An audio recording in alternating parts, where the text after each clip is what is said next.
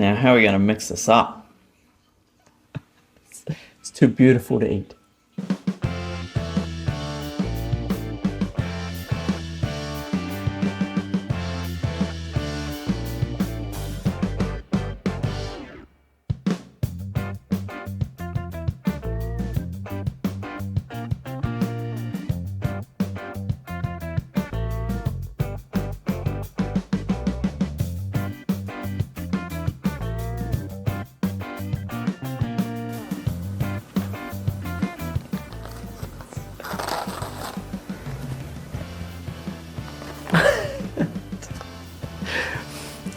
안녕하세요. Welcome to Naengmyeon. Today we're cooking kalguksu.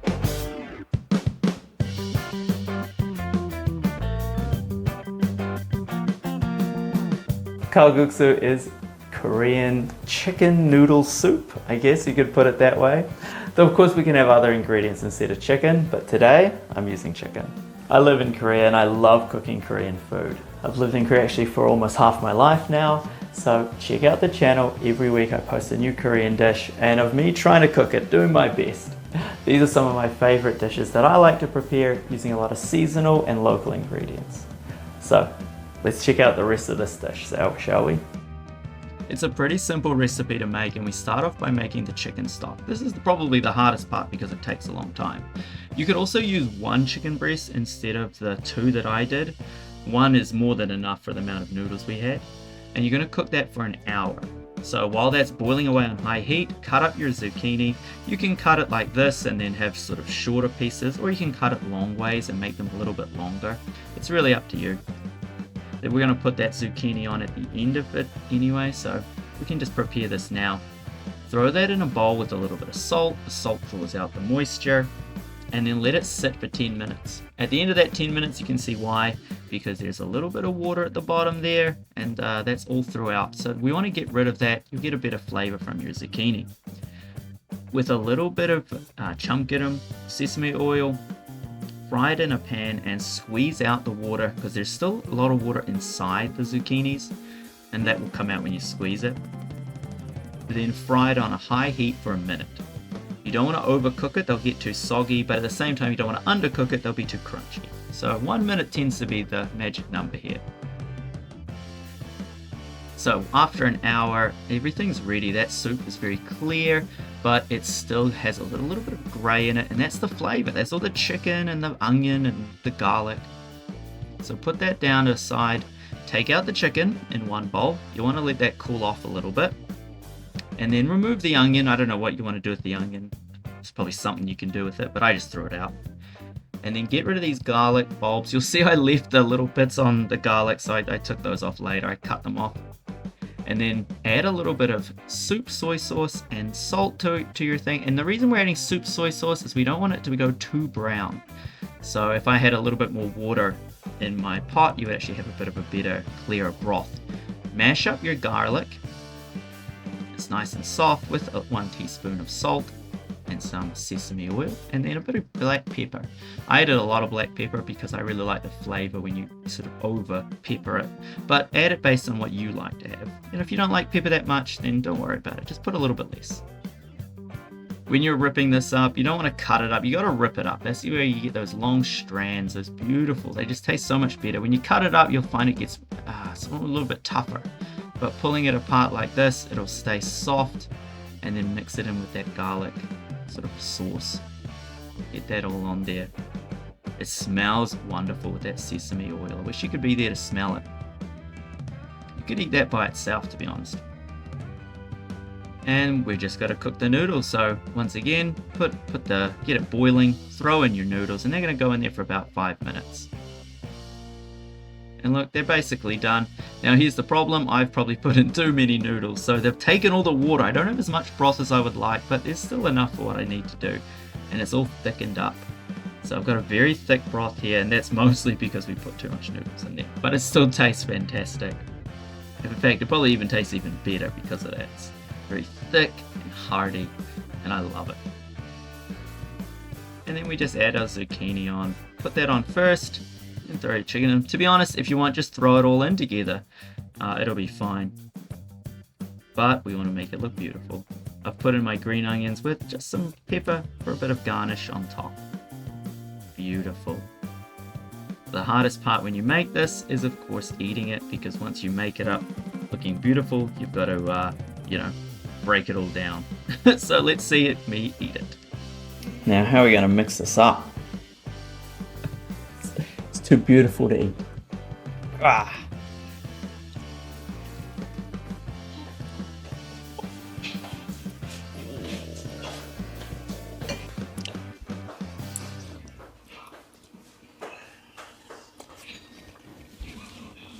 Mmm.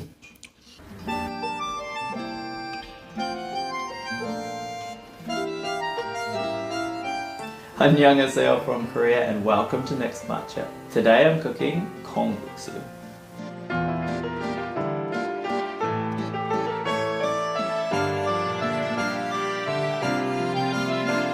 It tastes as good as it looks, which is important because this one, it looks really cool.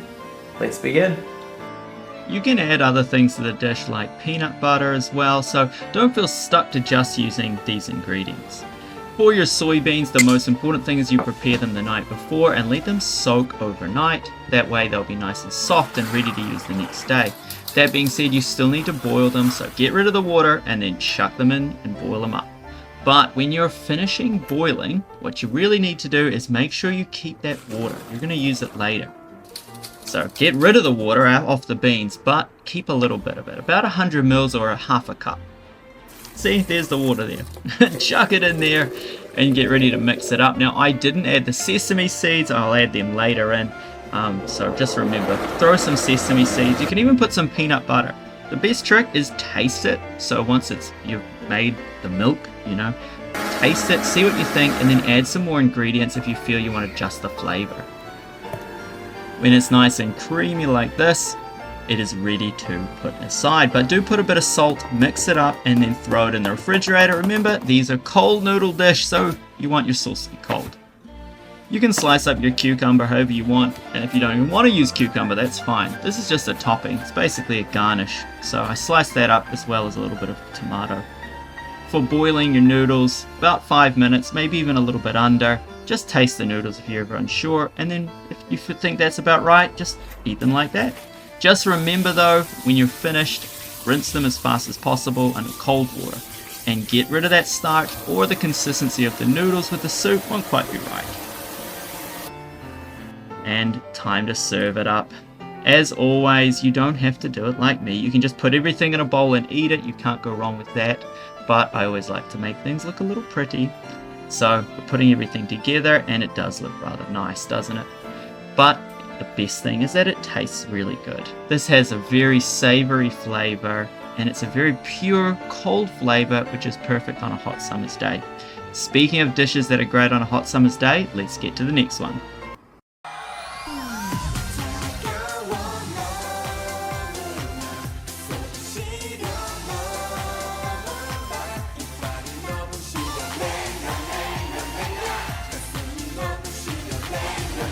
Annyeonghaseyo from Korea, and today I'm making Naengmyeon.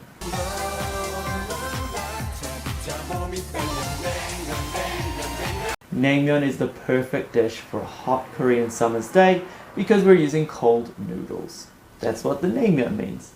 But in particular, I'm going to be making Bibim Naengmyeon, which is the cold noodles with a little bit less water in it. The alternative is called mul Naengmyeon, and mul means water, so watery cold noodles, something like that. Bibim Naengmyeon, you might sound familiar because it's like bibimbap, essentially mixed noodles with a sauce.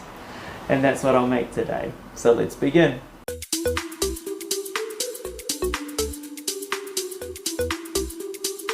So I'm cheating and I'm taking the Naengmyeon broth from here and we'll use that. And remember, we're only going to use a little bit for this dish. Most of this dish is in the delicious sauce I'll be making.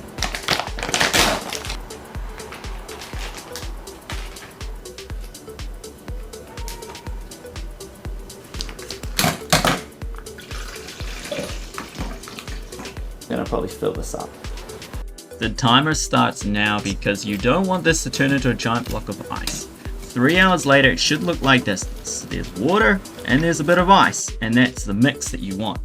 That being said, I can still put it in the freezer at this stage and it won't turn to a block of ice in like the 20 minutes it takes to prepare the sauce. Speaking of the sauce, I'm making it now. It's so easy. Chuck everything in a blender and then blend it up.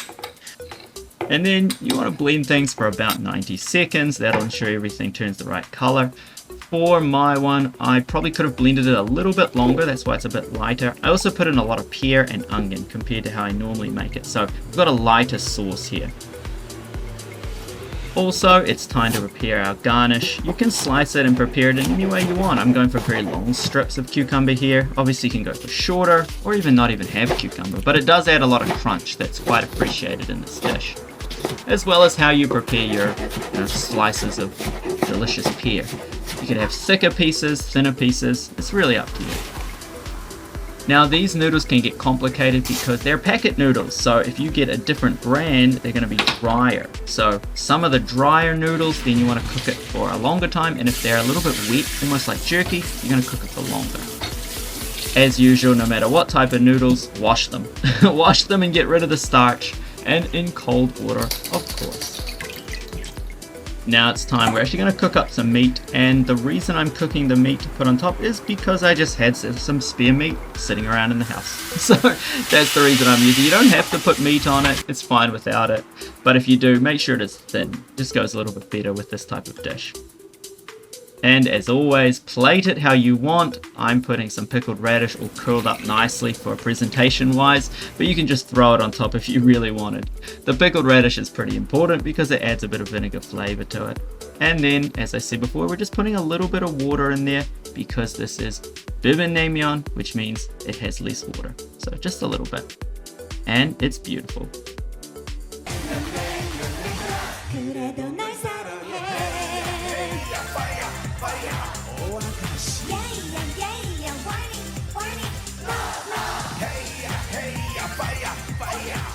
Annyeonghaseyo from Korea. Today we're cooking Naengmyeon.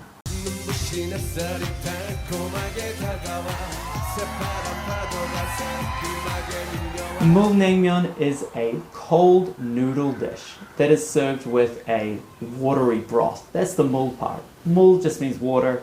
Naengmyeon means cold noodles or even chilled noodles. We're gonna get icy here, alright? And it's perfect day for it because it's hot outside. Hot Korean summer goes perfect with Naengmyeon. Everyone knows that.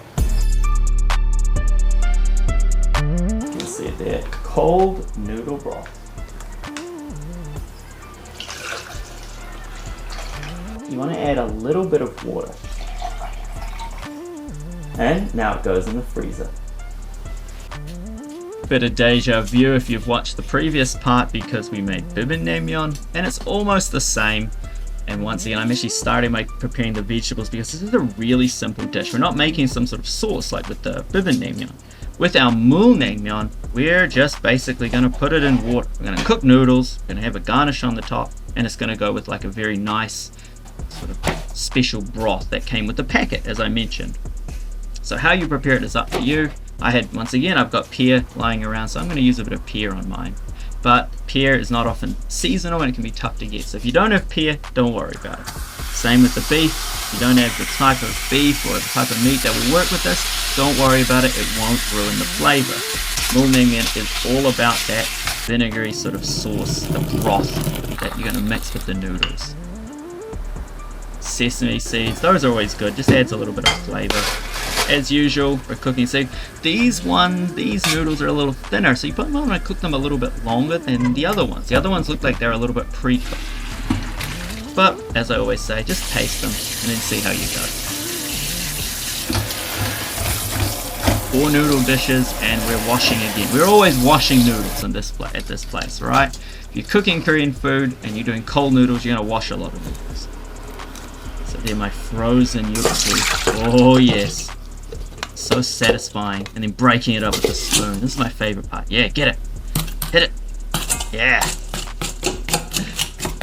And time to prepare. We're going to put everything together. This is, as always, my favorite part where I sort of plan things out and make it look pretty, or at least as pretty as I can make it. I'm not a professional here. I'm rolling up a bit of that pickled radish with the cucumber and then trying to nicely put it on top. Final step is to throw in our delicious mul, the watery broth that we've made, or at least used from a packet. Not really made it, right? But that's the fun of it. Making your own takes a long time. You don't want to be doing that on a hot day. This mustard sauce came with it, so I'm going to put that on top too. Delicious. Hope you guys have enjoyed the noodles. Try out at least one of these. I highly recommend it. They're great noodle dishes. In the meantime, have a great day. Thanks.